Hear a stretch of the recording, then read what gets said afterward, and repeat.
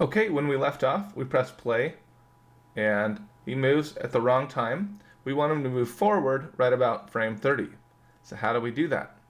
Well, introducing my new favorite editor, Windows Animation Editors, Graph Editor. Okay, and we've got access to all of our keyframes here. What we want to do is change the translate keyframes because we move him in the translation or the move tool.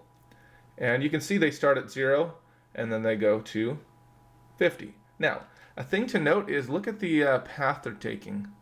Notice it's not a linear straight line.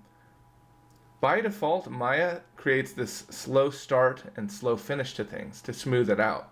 You may want to change that in the future. For today, it doesn't really matter. We'll definitely be changing that in the future, but don't worry about it. So I can just select these keyframes here and middle mouse drag them to about frame 30, which is where I'm at.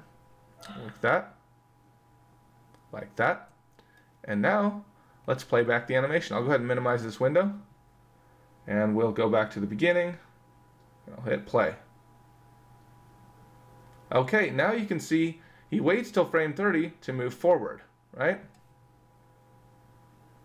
So why don't we add a couple more animations to his arms and legs when he walks so that his arms and legs sway. And we're not even going to try to be really cool with this. We're just going to animate them. All right, so how do we do that? Let's just try to affect rotation on this because we only want to rotate them. We don't want them to scale. We don't want them to translate. We just want rotation. So how do we target these? A couple ways we could do that. So on frame 30, we need to set a key on just rotate because we want it to start out right there. What we can do is using the hotkeys we use for rotation, E, we can just hold shift. So if I go Shift E, notice I now have keyframes only on rotation. I could have done translate or scale the same way. So if I hold Shift W, I get translation or move tool, Shift R, scale. I'm going to undo those last two though. I just want rotation. Control Z twice.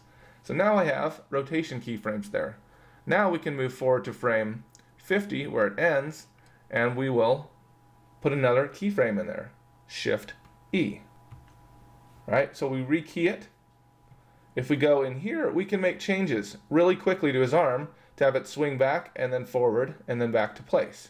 So let's go ahead and rotate this forward like so. And notice we have auto keyframe. Then we'll come back here and rotate it back.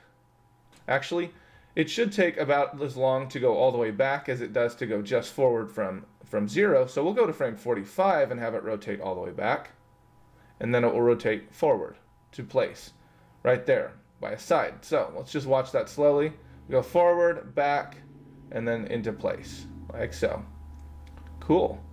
Now let's say we wanted to take the same keyframe data and move it over to the other side. Is that even possible? Let's try it. All right, how you guys betting? Let's bring the graph editor back in. We'll select this object and we can see our keyframes here. We set those. Those are ours. But we can reuse them on the other object. So we'll just select all these. Control C. We need to select this one over here. Notice we have no keyframes. We need to put a keyframe right here on frame 30. And we need to do it on just the X. Notice over here, we're just using object X. It's red. We're not doing anything in the Y or the Z, we just need red. So let's go over to this object and let's set a keyframe on just rotate X. How do we do that? We can select it, right click, and key selected. And it will put a key just on that. Now all we have to do is Control V and we have that same animation data. Watch.